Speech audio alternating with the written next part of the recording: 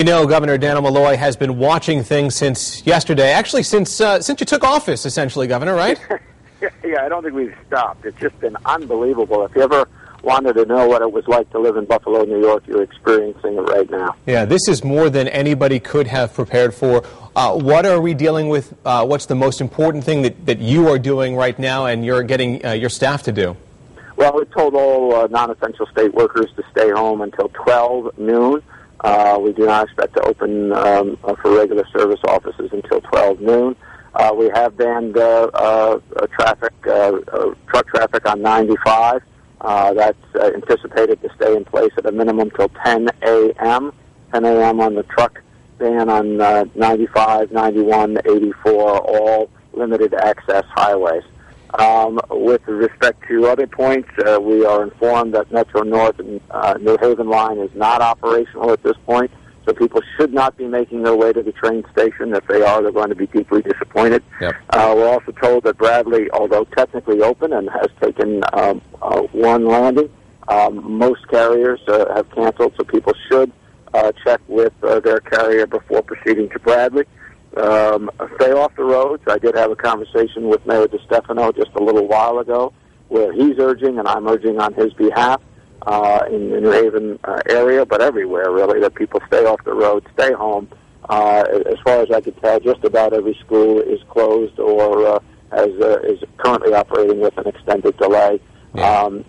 Obviously check with your local system, but there's precious little reasons to be clogging the roads right now. If people will stay off our limited access highways, we believe we can be on top of this pretty quickly. We have all of our equipment operational.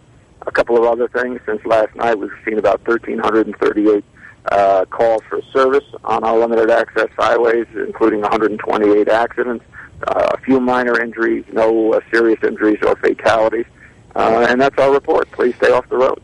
You know, Governor, one of the things that we are getting a break with this storm is that the snow is going to be moving out of here, which will give your plow crews time to get out there and do that job if people will stay off the highways.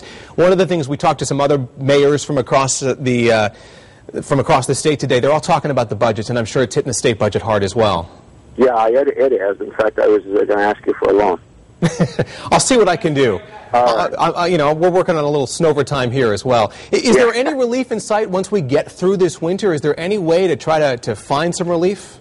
Well, obviously we are talking to the federal authorities, particularly on the last large storm that dumped upwards of 30 inches in some places in Connecticut.